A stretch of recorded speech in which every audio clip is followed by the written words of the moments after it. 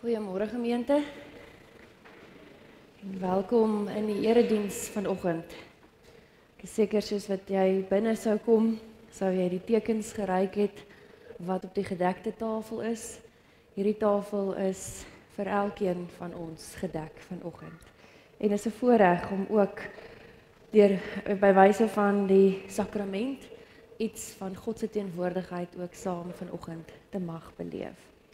Vriende, enkele aankondigings net van my kant af wil ek baie welkom sê vir Deedrey, Anja Zay, Ildunay en Charmilay wat ons vanoggend, julle is 'n hoogsbegaafde gesin en familie, so dis vir 'n voorreg om julle hier te hê. Dankie dat julle ons begelei in die musiekbediening vanoggend en julle verryk regtig ook ons erediens op so 'n wyse. Baie welkom aan julle. Ons sê geluk vir 'n klompie mense wat vandag verjaar. Ons het self 'n verjaarsdag in die huis. Johan verjaar vandag. Lyk my hy is die enigste een wat vandag verjaar. Kan dit amper nie glo nie. Maar baie geluk. Ek het daarom al klaar geluk gesê. Maar die res van die mense wat verjaar gedurende die week, wil ons ook sê baie geluk. Mag dit 'n mooi jaar wees wat voorlê en mag dit 'n lekker en 'n besonderse dag wees op die dag wat julle verjaar. Nu ons 'n klompie mense aan wie ons dink. Ons dink aan, is hy reg? Ek kom bietjie vorentoe, ekskuus julle. Is dit beter? As hy, ekskuus. Jabu, ons koster, hulle sal sien hy's nie vanoggend hier nie. Sy susterskind is Dinsdag skielik oorlede en hy het gehelp om hierdie kind ook groot te maak. So dit is vir hom 'n regtige groot verlies vir hulle as 'n familie ook. En ons hou hom in ons harte. Ons dink dat aan die Marie Krakaft, wie se skoonseun ook Vrydag 29ste Mei in 'n hartaanval oorlede is. Annetjie Wessels, wie se skoonsussie Adri van die kerk skielik Maandag die 19de Mei oorlede is. 'n dankdiens vir haar lewe is reeds gehou.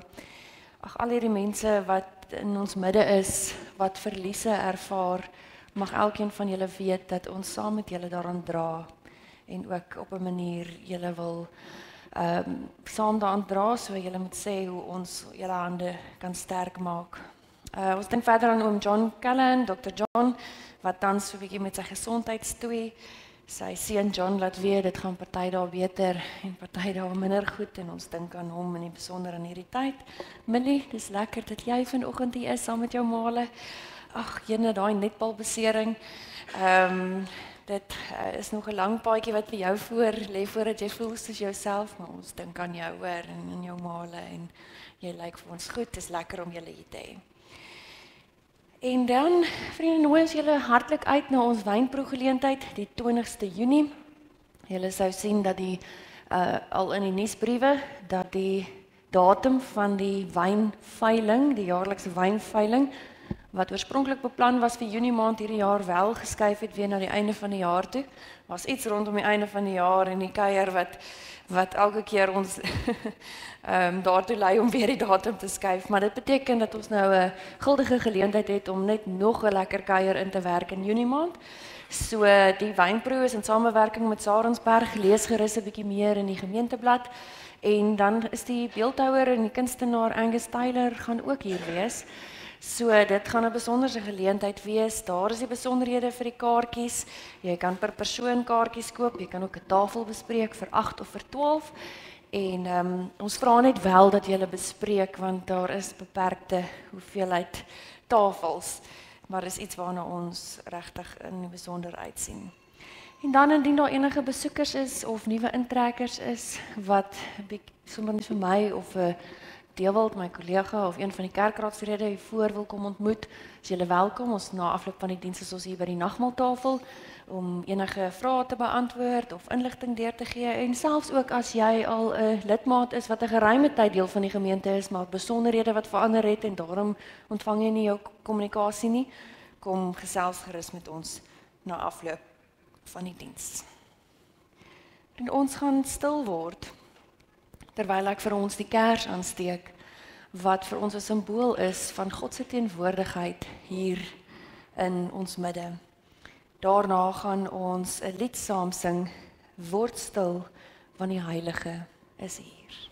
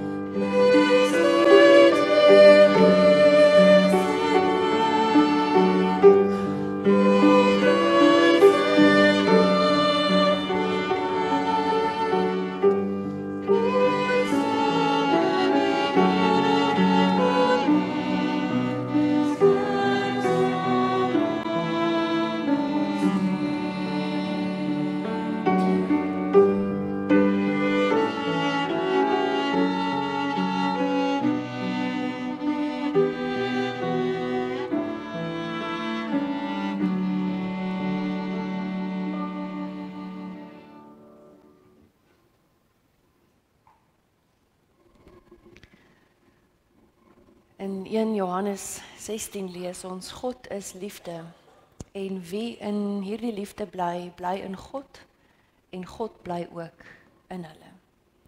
Liewe gemeente, ons groet mekaar in die naam van die God wat liefde is, genade en vrede, van God die Vader, van Jesus ons Here, en deur die kragtige werking van die Heilige Gees.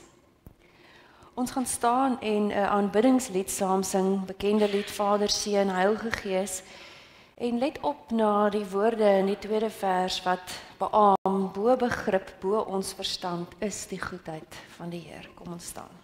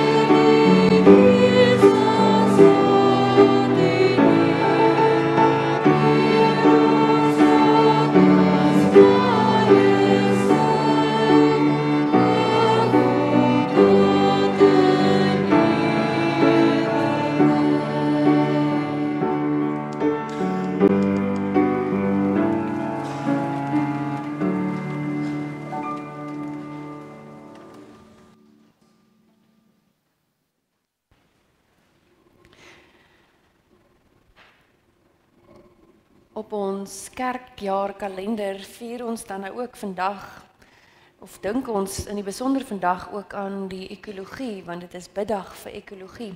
Ek wonder of een van ons jong mense vir my kan help om te sê, wat beteken ekologie? Waarna verwys ekologie? Iemand? Yes. Ek sien dalk iemand se hand nie raak nie, maar as ek hier voor iemand sien, ja? Wil iemand probeer? Dis alright. Dis beter om te sê ek weet nie, as om altyd te voel mens moet iets sê, nee. Alright. Ekologie is 'n moeilike woord en hy kom in die Grieks bestaan hy uit twee dele, twee woorde, oikos en logia. Oikos is huis of woning en logia is studie, met ander woorde die studie van ons huis, sou ons kon sê, nee.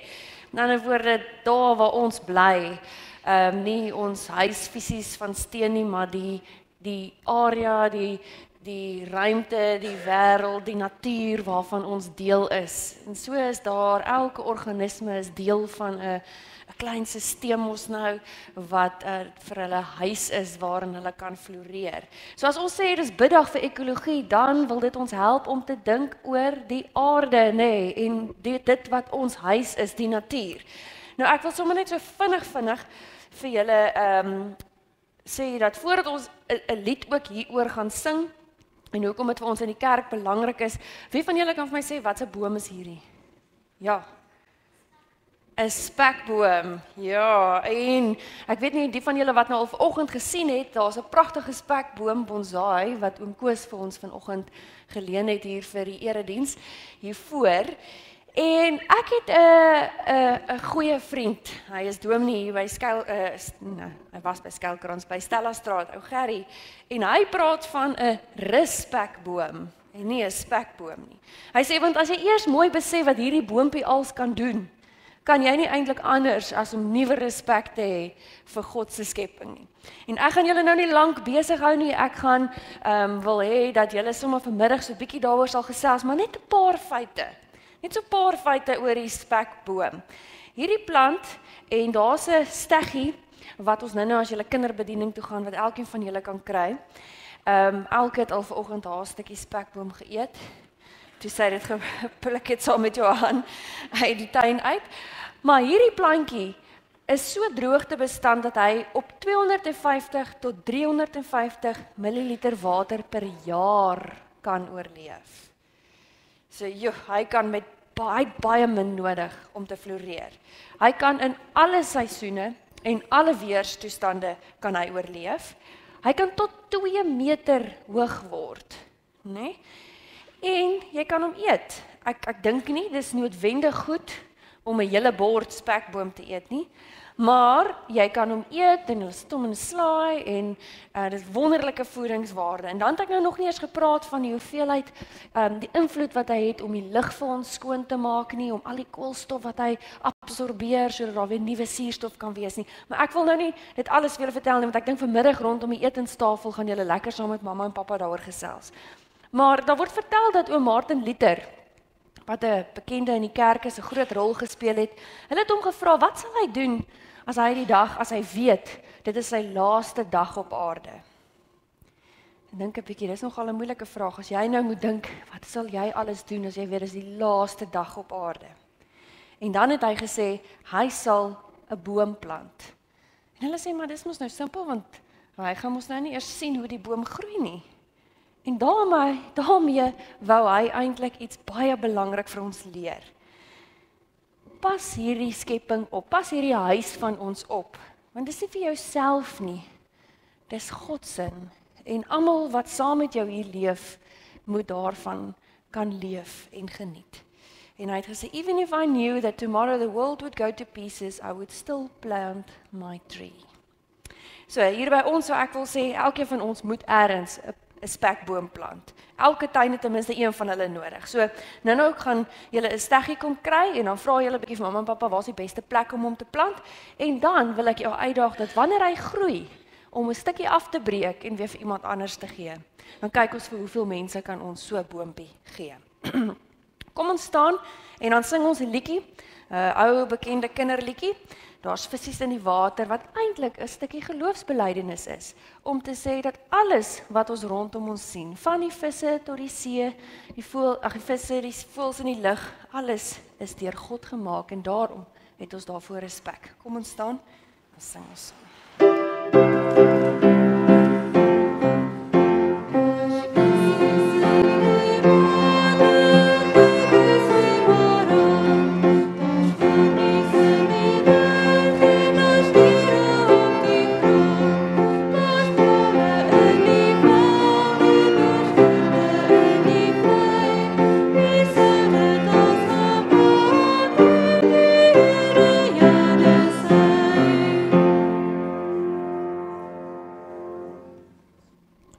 Dankie, julle kan maar sit.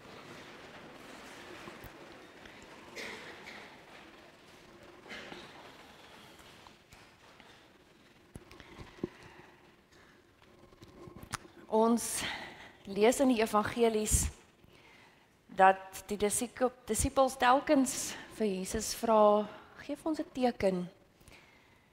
'n Teken om te weet dat U by ons is. En hulle vra op 'n manier groot tekens. En watter teken gee Jesus dan? Jesus gee dan juist die eenvoudige tekens van brood en wyn. Dit wat ons vanoggend hier aan tafel gaan geniet.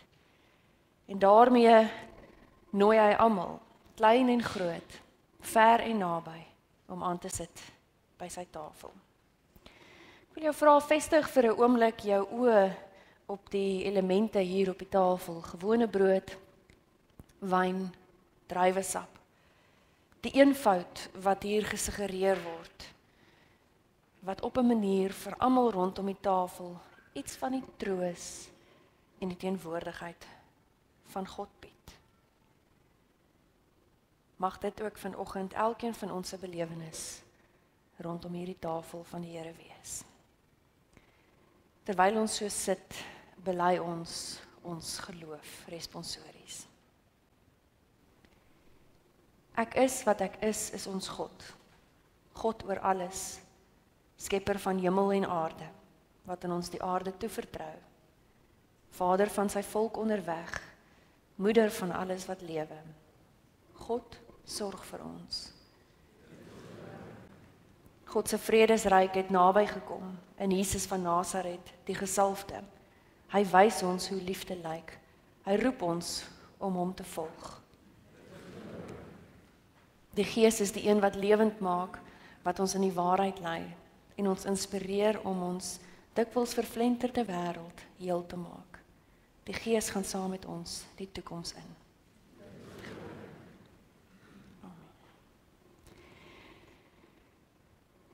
Ek gaan vra dat ons kerkraadslede na vore kom om die tafel vir ons voor te berei. En terwyl hulle die tafel voorberei, gaan ons, terwyl ons so sit, 'n lied sing, 'n nagmaalslied, bekende lied, wat vol wonderlike eenvoud is. Eet die brood, drink die wyn, kom na Christus, dis hy wat jou honger stil en jou dors les. Terwyl ons so sit, sing ons dit 2 maal saam.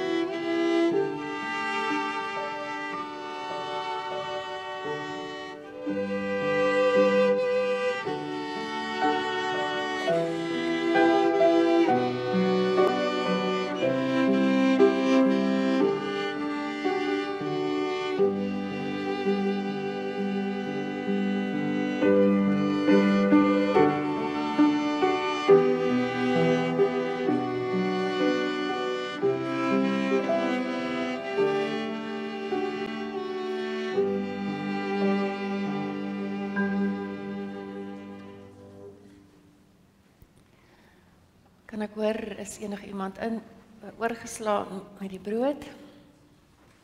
En met die wyn of die druiwesap? Is dit reg? Dankie. Is reg, dankie.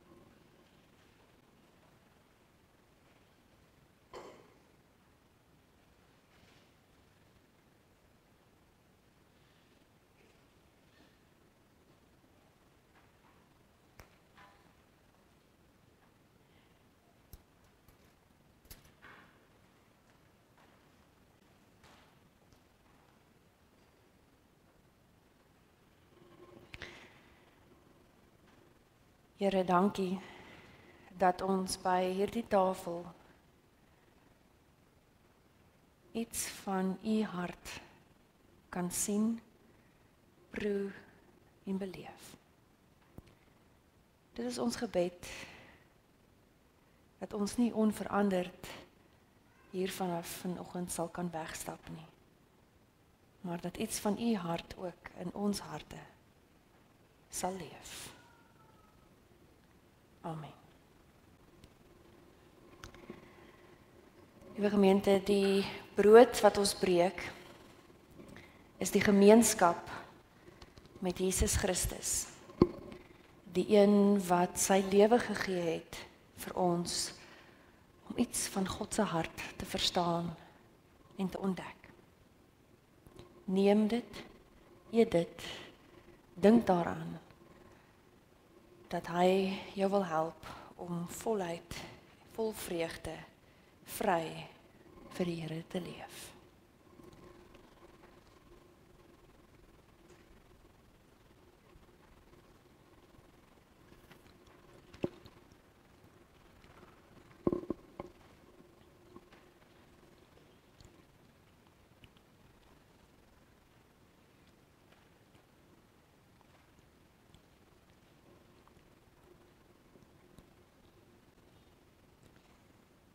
Die beker van danksegging herinner ons aan die bloed wat gevloei het aan die kruis.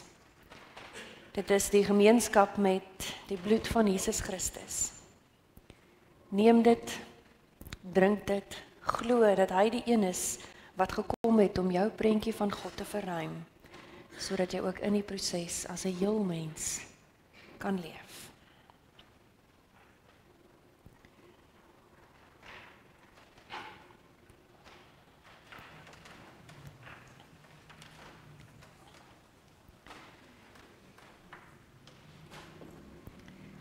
Gee 'n paar oomblikke van stil gebed.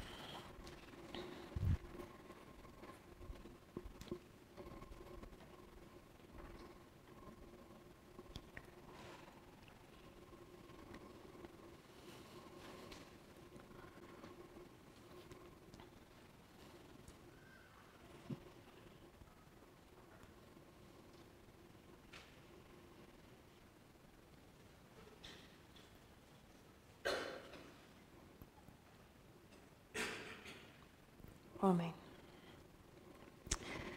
Op die skerm sien jy 'n foto van die hooftoegangsbronsdeur in die bekende Sagrada Familia kathedraal in Barcelona.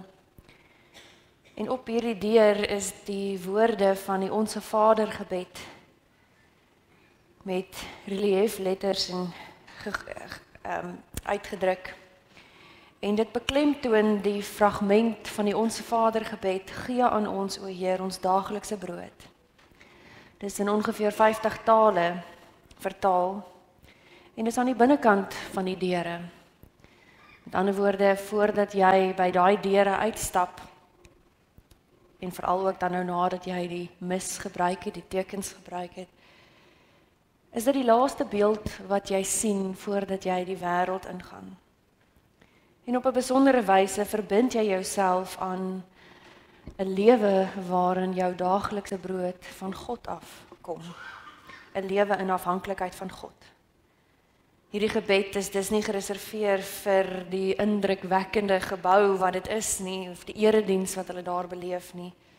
Dis juis bedoel vir die lewe en kry hande en voete in die alledaagse. Dieselfde geld vir die nagmaal. Kom ons staan en aanbid ons ook die Onse Vader gebed.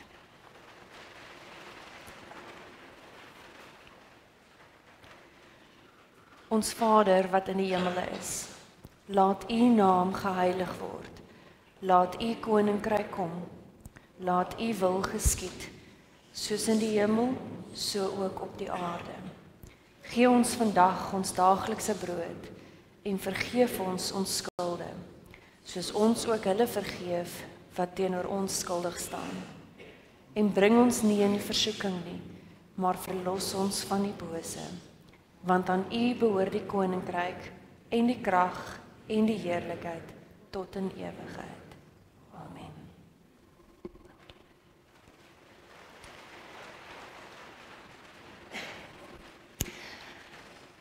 Ek wil graag ons kinders vorentoe nooi om saam met ons fasiliteerders uit te gaan vir die kinderbediening en gaan vra Lia of jy dalk sommer vir my daai mandjie met die spekbome sal saamvat.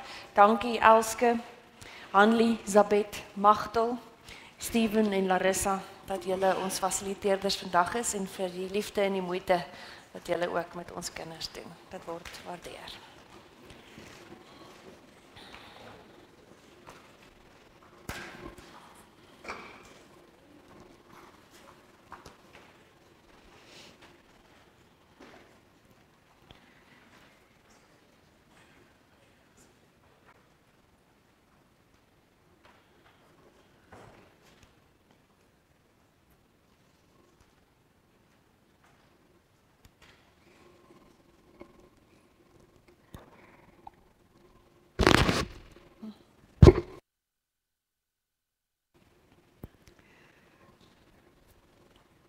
Ons gaan vanoggend saam lees uit die Hosea boek, uit Hosea 11, hoofstuk 11 en veral die gedeelte, die gedig wat ons kry in verse 1 tot 11. Voordat ons daar by kom, gaan lees en saam daaroor dink, kom ons bid ook saam.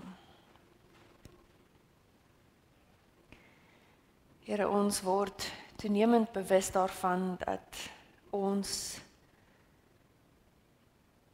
geloofsgemeenskap is wat sien hoe die wêreld te mekaar is. En dat daar 'n klomp goed gewoon rondom ons is wat nie vir ons gesond lyk of voel nie. Here, ons sien dit in die wêreld, ons sien dit in die manier hoe daar met mense, met u natuur, u skepping omgegaan word. En dit is vir ons sleg. Here, wanneer ons dan vanoggend by mekaar is en saam lees uit die woord, saam daaroor nadink, dan is dit niks anders nie as om 'n poging om in hierdie lewe op so 'n manier te leef dat iets van U ook sal sigbaar word. Dan is dit 'n poging om in 'n eeueoue teks te ontdek, wat is die waarde daarvan vir ons vandag? Dit, Here, kan ons nie uit ons eie uitdoen nie. Daarom vra ons dat U Gees ons sal lei, die woord vir ons sal oopbreek, sodat ons met veranderende harte, diep geraak deur hierdie skrif vanoggend hier sal uitstap. Amen.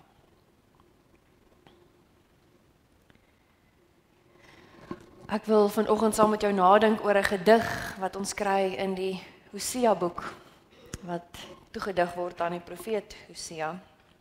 Maar voordat ons by die teks kom, net eers die aanloop daartoe. Desember tydens ons kuier by my broer hulle in Engeland, het ek die voorreg gehad om koffie te drink saam met die teoloog Christopher Southgate. Waarskynlik een van die mees gewaardeerde stemme op die oomblik in die teologie. Veral wanneer dit by ons nadenke oor God en die lewe kom en al die kante van die lewe en by uitstek ook die lyding, die swaar kante van die lewe. En die waardering vir hom is ook groot, juis omdat hy nie net die groot vraag rondom hoe maak ons met God en lyding net van toepassing maak op mense nie, maar juis ook op die skepping, op diere, op die ekologie, die natuur.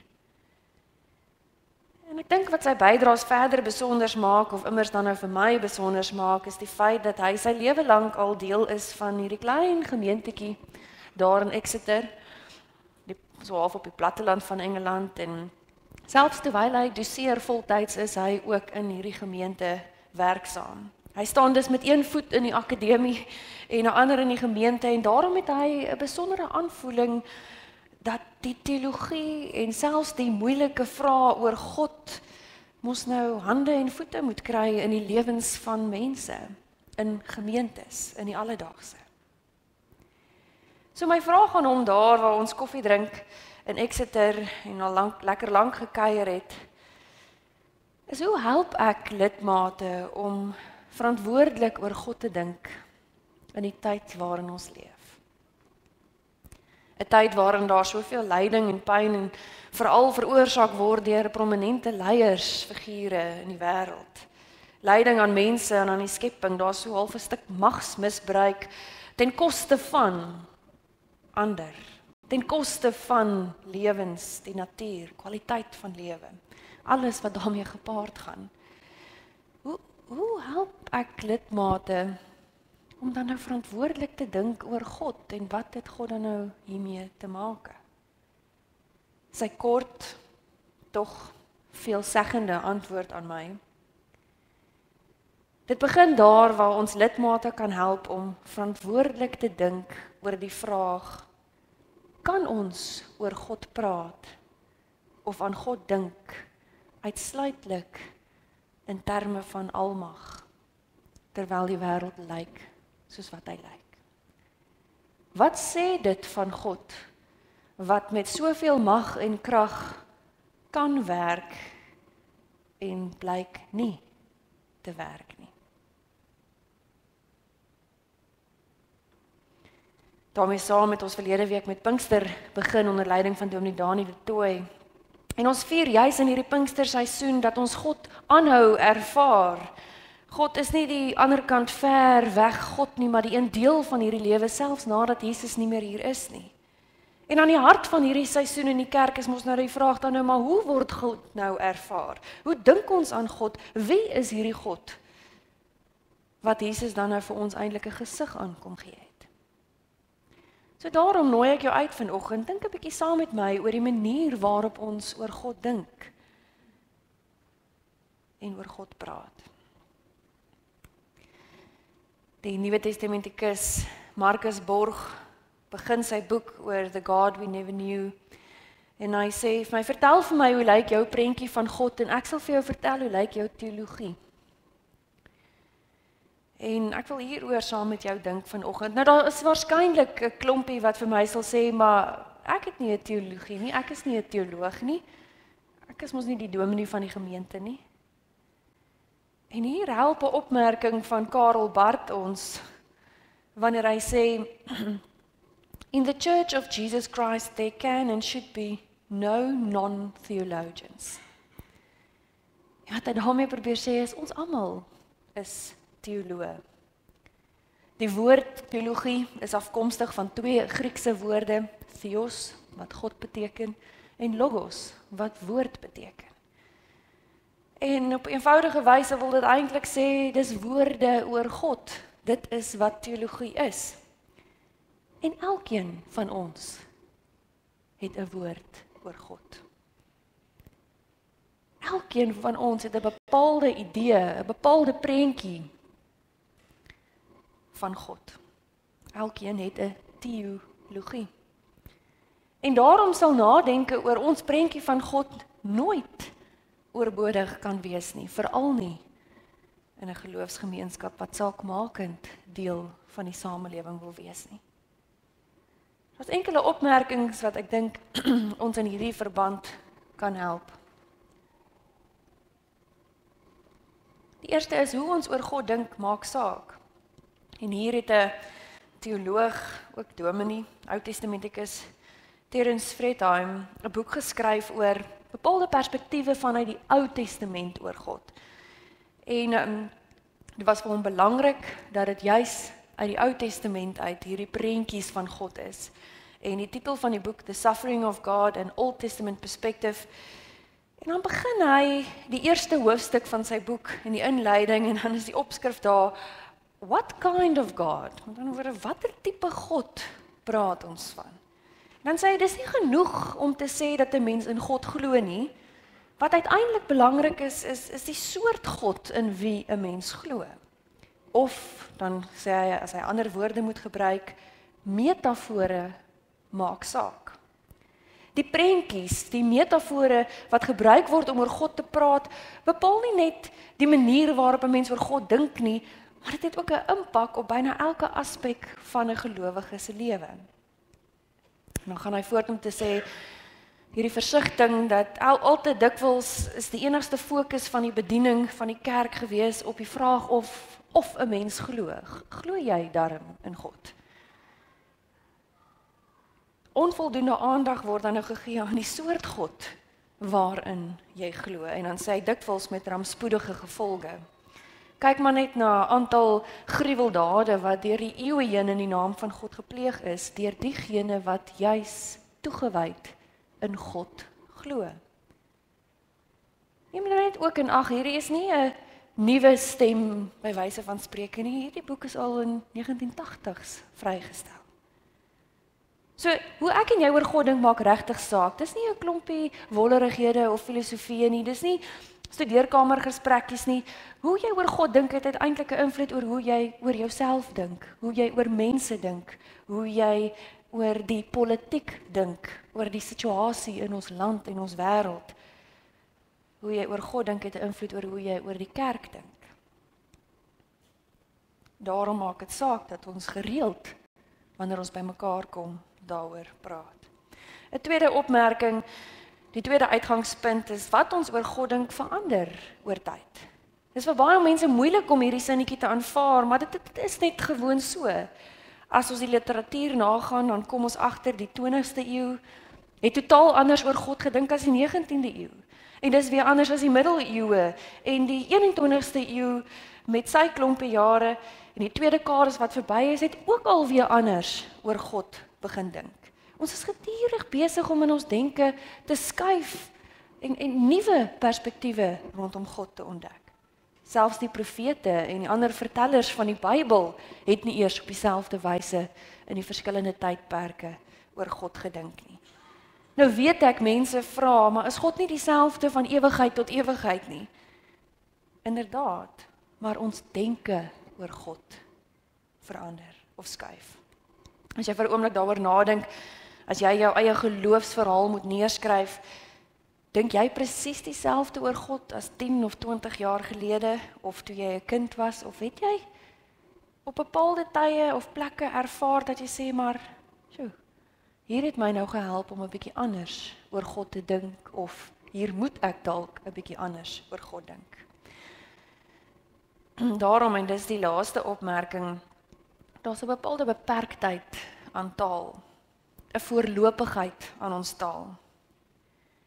Ek het reeds genoem dat Fredheim alreeds in die 80s praat oor die belangrikheid van hierdie metafore, maar Willem Jordaan het nie lank terug nie, ons nou op Netwerk 24 'n goeie berig daaroor geskryf, taal beperk die landskap van 'n geloofsgesprek, waarin hy sê, hy het al baie gewonder of is dit nie dalk moontlik om oor geloofsake met mekaar te praat, sonder om mekaar verdag te maak nie. Ons sien dit so dikwels. Wanneer ek van jou verskil, maak ek jou ook sommer verdag.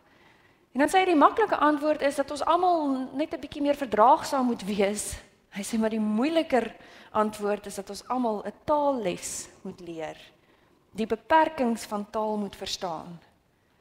Iets wat ons almal eintlik weet, maar in ons woordestryd vergeet. Dan verduidelik hy hoe taal altyd voorlopig is, nooit volledig nie. Dit is verwys na, maar dit kan nie die volle omvang omskryf nie. En te dikwels ly mense gebrek aan selfinsig om dit te besef.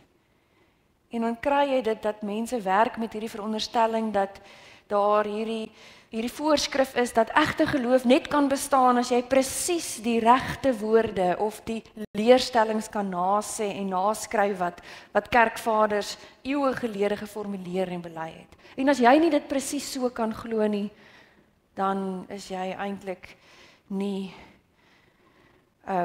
by 'n egte of 'n regte, sogenaamde regte geloof nie. Net vroeër in die week Woensdag het ek die jaarlikse Johan Heinz gedenklesing by die teologiese fakulteit hier by die universiteit bygewoon.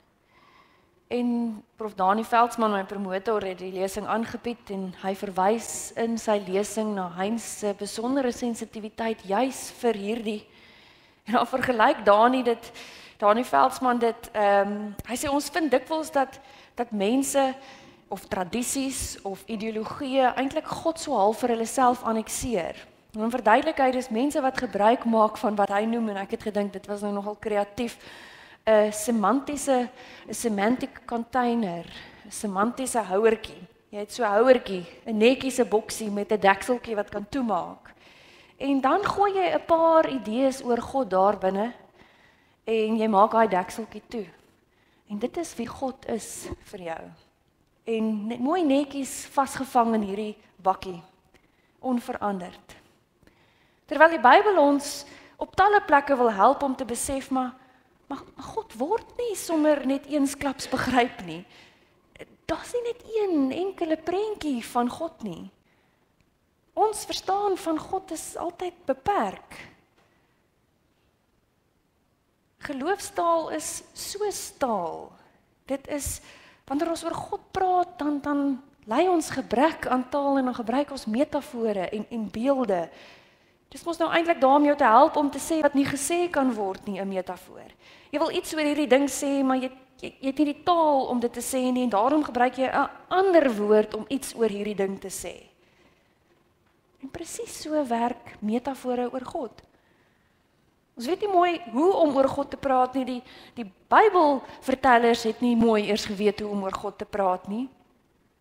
Want ons praat mos tog per definisie oor 'n onbegryplike God. En dis waar hy by Heinz aansluit om te sê, Heinz het gepraat van hierdie woordhuise wat ons bou, waarmee ons wil sê, so kan ons dalk oor God dink. Of soos Heinz dit dan nou treffend verwoord het al in 1978, selfs al is die boumateriaal hierdie metafore, en al is ons boumateriaal of ons metafore uit die skrif, Openbaring afkomstig, is dit nog steeds 'n tempel wat God in sy grootheid en heerlikheid nooit kan huisves nie. Ons woordhuisies gaan God nie vasvang nie, en tog is ons geroepe om so 'n tempel van begrippe te bou. So wanneer ons vanoggend ook oor God gaan praat, dan doen ons dit huiwerig.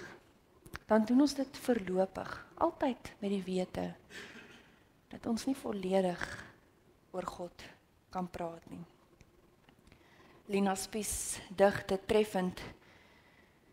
Nou dat elke jaar die sterfjaar van 'n geliefde is en onontkombaar die wete van ons eindigheid, staan ek voor God se troon terwyl die some van sy kleed die aarde vul.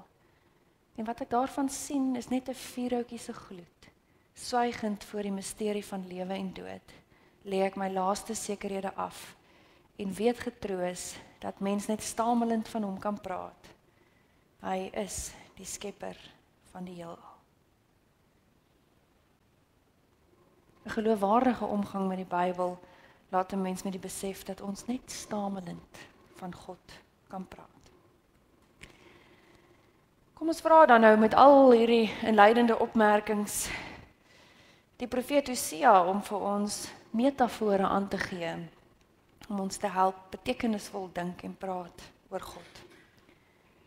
Ons kry verskeidenheid beelde in metafore uiteenlopend in Hosea, soveel so dat jy gaan sukkel om 'n vinnige afleidingkie oor God te maak. En dan veral ons teksgedeelte vandag, een van die kommentare beskryf dit en sê wanneer jy by Hosea 11 kom na al hierdie uiteenlopende beelde, dan dring dit ons dieper tot in die hart en in die gedagtes van God en duideliker as in enige ander plek in die Ou Testament. As ek 'n vinnige opmerking net moet maak oor die historiese agtergrond, dan lê hierdie tekste van die klein profete waarvan Hosea deel is 12 klein profete, is waarskynlik 'n voorballingskap en begin ballingskapsteks daar in die 8ste eeu, ergens op pad na die vernietiging van Samaria. En in daai konteks het die gemeenskap hierdie teenstrydigheid in die gesig gestaar van aan die een kant veiligheid en voorspoed of die verlies daarvan, en aan die ander kant hierdie dreigende bedreiging van die Assiriërs. En dan soos wat hy en sy mede 8ste eeuse profete maar doen, maak hy hierdie gewaagde verband, lê hy hierdie verband tussen die mislukte lewe in Israel, wat swaal vir interne bedreiging is, maar ook hierdie koms van 'n magtige ryk, die Assiriërs, is 'n eksterne bedreiging, en dan die werklikheid dat God ook deel is van hulle lewens, en dit daag hulle uit om oor God te dink en hulle prentjies van God te dink. Net gou ook dat in Hosea word Israel daarvan beskuldig dat hulle God verloon deur agteraf godsdiens aan te gaan, en dan word hy redelik in lyn met die deuteronomistiese literatuur beelde en taal gebruik om trou en ontrou, kontinuïteit en 'n breuk in die verhouding met God te beklemtoon. Dit lê alles hier in die konteks, en dan kom daar hierdie profeet en dan kom praat hy met hulle oor, maar wie is hierdie God saam met wie julle leef? En dan stel die profeet God aan die woord, en dis 'n baie interessante gedig, ons gaan nie die hele gedig lees nie.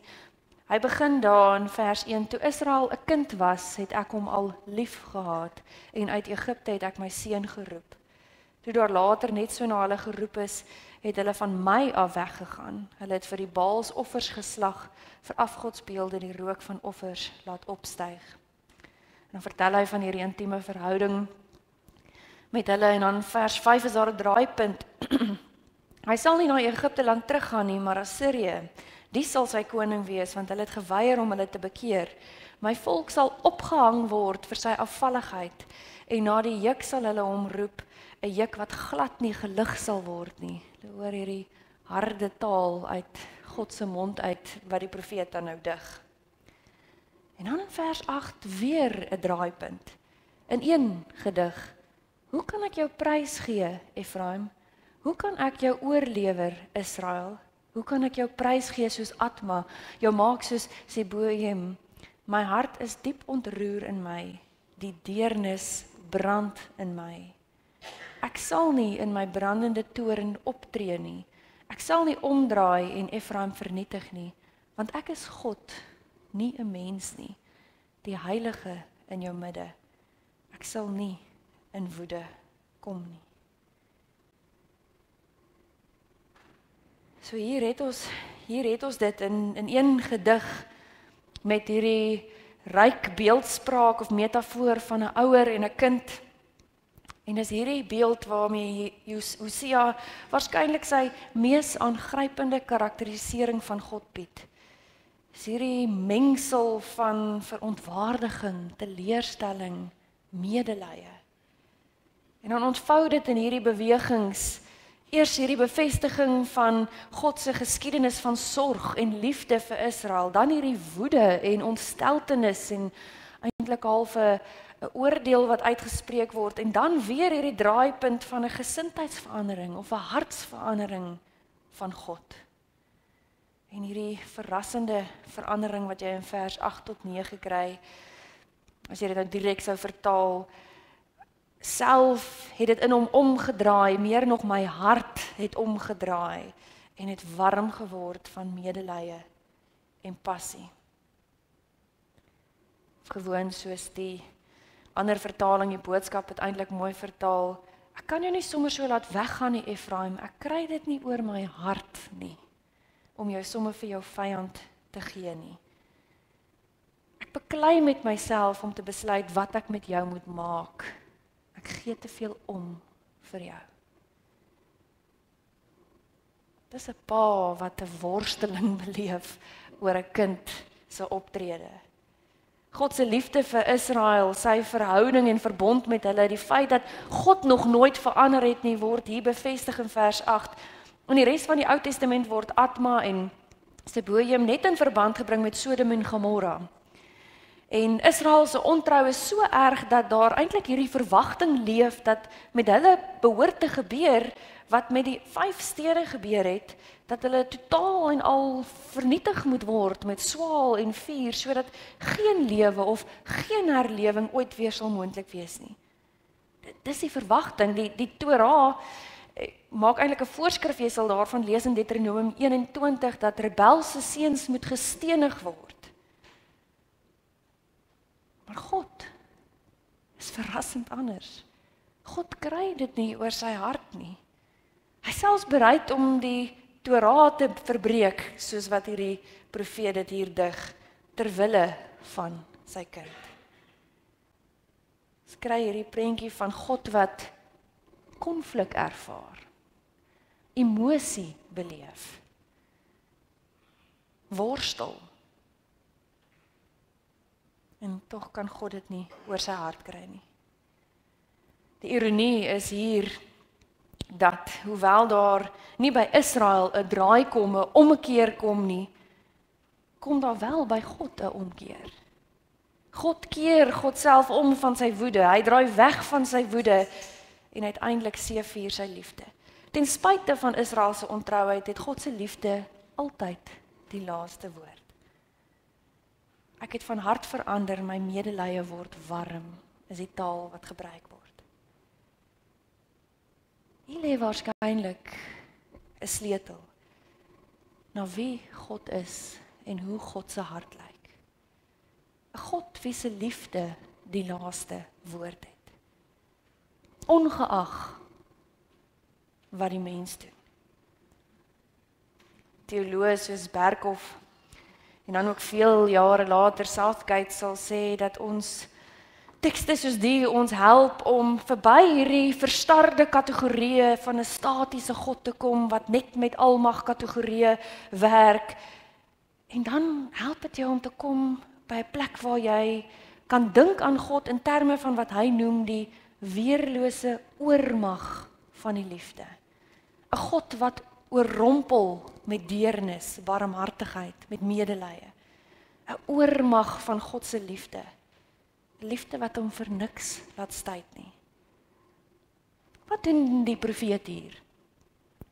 Hosea begin om vir mense wat gewoond is daaraan om in harde geweldstaal, harde metafore oor God te dink en te praat, 'n alternatief te bring van 'n sagte, relasionele God. Dis die taal wat hy praat, verhoudingstaal, 'n pa en 'n kind, eintlik reg deur die boek, 'n man en 'n vrou. So het hierdie profeet probeer om 'n ruimer, meer toeganklike godsbeeld te teken, een wat besonder helder in Jesus duidelik geword het. Jy merk hierop sommer so in net hierdie gedig dat Hosea verby hierdie gewelddadige kryger godsbeeld is en eintlik die geregtigheid van God verbind aan God wat hartstogtelik liefhet. Dis wat Marcus Borg doen, hy doen 'n gewaagde ding om te sê dat ons met so 'n prentjie van God eintlik in 'n liefdesverhouding met God staan. Dis sy formulering, 'n liefdesverhouding. Dit klink amper sentimenteel, maar jy verstaan wat hy daarmee bedoel, 'n diep relasionele verhouding met 'n God wat hartstogtelik kan lief hê. Johannes Kerkorrel het 'n lied geskryf en ek dink as Borg dit dan nou waag om ons prentjie van God en ons verhouding so te beskryf, dan kan hierdie woorde ons tog help om te verstaan hoe God oor ons dink. En dan hy skryf hoe ek voel oor jou, dan skryf Kerkorrel, as jy teen die tyd nog vergeet hoe ek voel oor jou, as ek jou net kon laat sien, as ek jou net kon laat lees, gedigte vir jou skryf, en as jy ander kan dit kry, as jy dit uithaal en jy kyk, sou jy weet hoe ek voel oor jou. En dan gaan hy voort om te sê, as ek jou net kan laat hoor hoe ek oor jou dink. So half amper die idee wat jy kry as jy hierdie gedig van Hosea lees. God wil sê, maar hoor net, verstaan net, dat ek 'n God is wat in liefde na jou kyk. En dis nie uniek aan Hosea nie. Dis hierdie patroon en hierdie prentjie wat ons eintlik altyd so half agterste voor kry, maar wat volop is, nie net die Nuwe Testament nie, maar die Ou Testament. Om een of ander rede dink ons dat as ons God liefhet, dan sal God ons ook lief hê. Wanneer die werklikheid mos nou is dat omdat God ons liefhet, kan ons in hierdie liefde leef. Nie omdat nie, maar ongeag of ons liefhet of nie, is dit wie God is. Ongelukkig te dikwels aanvaar Christene so half hierdie onderskeid wat onbehulpsaam is tussen die Ou Testamentiese God van toorn, dis 'n oog vir 'n oog en 'n tand vir 'n tand en wraaksugtig en vinnig om te straf en dan kry ons toe maar ons kry die Nuwe Testament God. Dit is die God van liefde. En dit word so half hierdie mens hoor hierdie opmerking, Jesus bring 'n korreksie op daai God. Dit is wie God is, maar Jesus bring 'n korreksie op daai kwaai God. En ek gaan dit nou maar net hier sê, dis swak eksegese, dit is swakker hermeneutiek, dit strook nie met 'n geloofwaardige lees van die Ou of die Nuwe Testament nie. Want jy kry hier in die Ou Testament soos Hosea en Jesaja en 'n klomp, kry jy hierdie genuanceerde siening, wat vir jou wil help om te sê, dink genuanceerd oor God. Hierdie prentjie van God word nie eers in Jesus duidelik nie, juis omdat hierdie prentjies van God reeds daar was, kies Jesus vir daai prentjies wanneer hy iets van God kom sigbaar maak. En is fascinerend, hy kies keer op keer vir die prentjie van God, die deernisvolle God. In Lukas 6 praat hy daarvan as hy sê, wees barmhartig, wees vol deernis, soos julle Vader barmhartig is.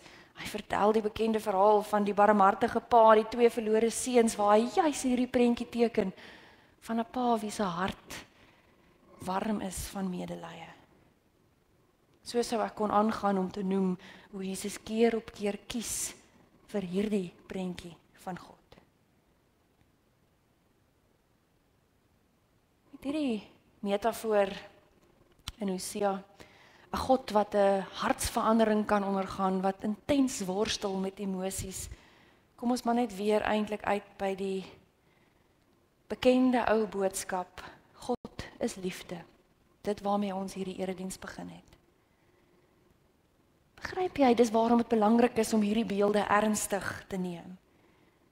Dat ek en jy vanoggend hier kan uitstap, diep geraak deur hierdie metafoor wat hierdie profeet gebruik. En daarmee net weer hierdie woorde bevestig, maar God is liefde. Wat sê dit vir ons van 'n kerk wat worstel? Wat sê dit vir ons as kerk as ons nadink oor navolging van God, verbind wees aan God in hierdie tyd? Hoe sal dit lyk as daai prentjie my oortuiginge van geregtigheid bepaal? My oortuiginge binne die politiek. Hoe sal dit lyk as daai prentjie my idee van kerkwees bepaal? God is liefde, vertel ons, sing ons, skryf ons, getuig ons. Daar's hierdie pragtige ou rooi kanselklede wat destyds met die frase God is liefde so in suurskrif uitgeborduur is. Wat het amper in elke NG Kerk gehang op 'n stadium. Nou is dit dalk ergens op die stofrakke van 'n kerkkantoor.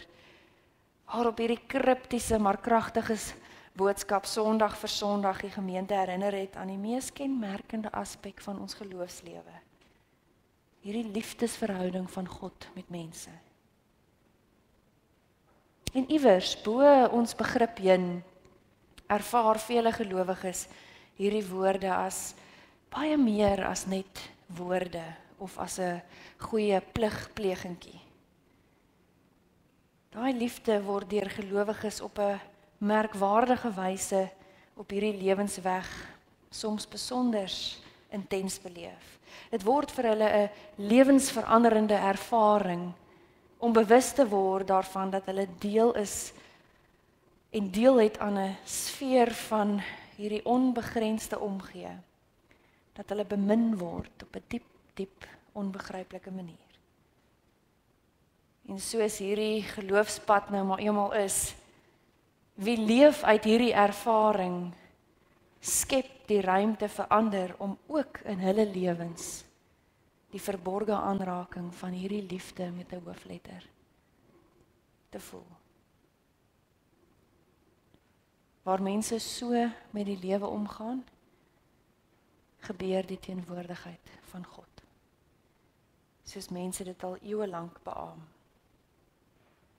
Waar daar liefde is, waar daar deernis is, daar is God, die Heer. Amen.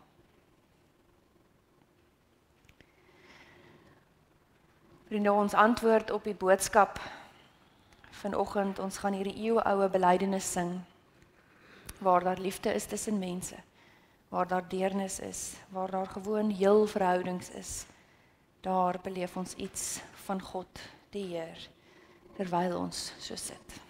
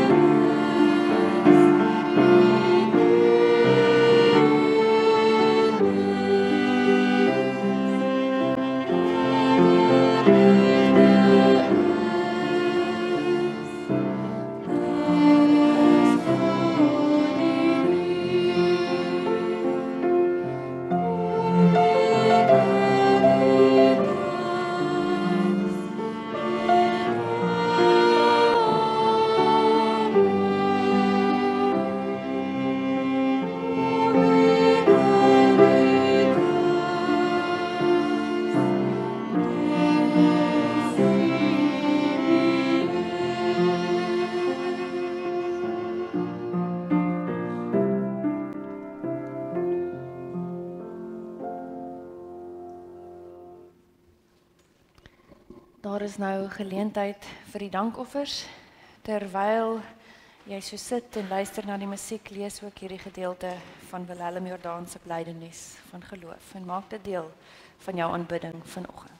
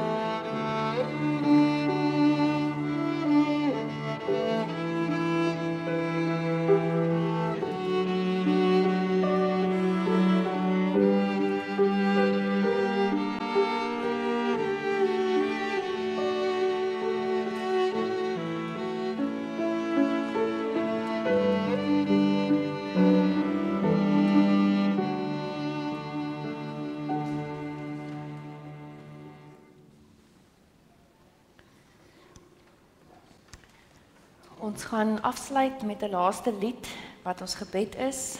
Dit is 'n besondere lied, vonklied, wat sing van 'n vaderhart vol deernis wat die Here na elkeen van ons uitreik. Dit word ook ons gebed vanoggend dat die Here vir ons ook 'n hart sal gee vol liefde en deernis.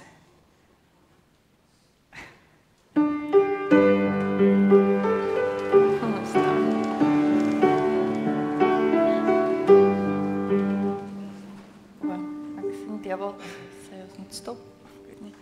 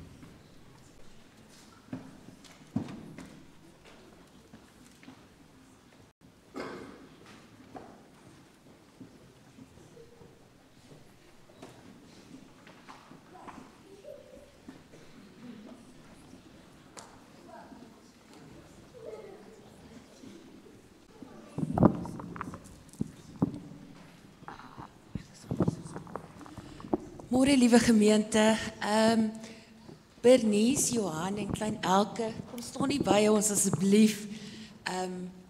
Ons wil net ons vreugde met julle deel met die koms van julle nuweling en ons nooi julle graag om nou saam met ons julle babatee te kom geniet en ons nooi ook die hele gemeente om dit saam met ons te geniet en weet net, julle is in ons harte en ons is vreeslik opgewonde saam met julle. En dan het ons nog 'n spesiale dag wat die gemeente nie van weet nie, maar Johan verjaar vandag. En Wouter het iets vir hom hierso. En kinders, dink julle ons kan vir oom Johan sing? 1, 2, 3.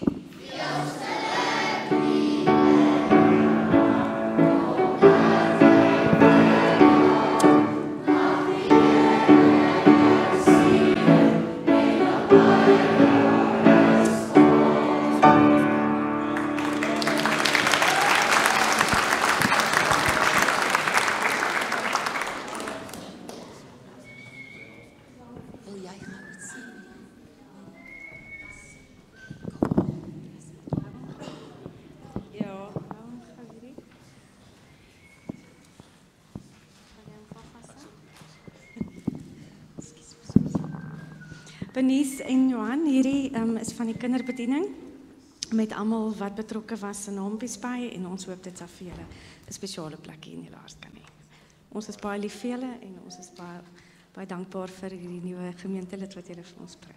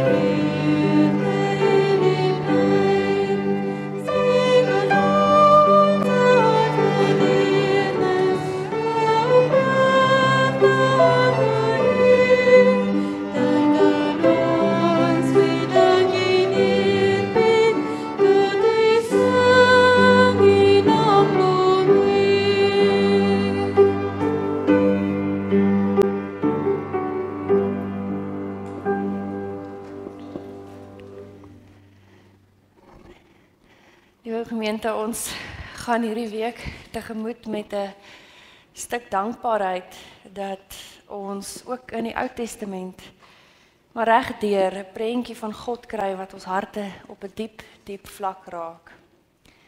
Gaan dan en laat dit iets aan jou hart doen, sodat ander ook daai deel van God mag beleef in jou. Die genade van ons Here Jesus Christus, die liefde van ons deernisvolle God en die nabyheid van die Heilige Gees sal met ons almal wees. Amen.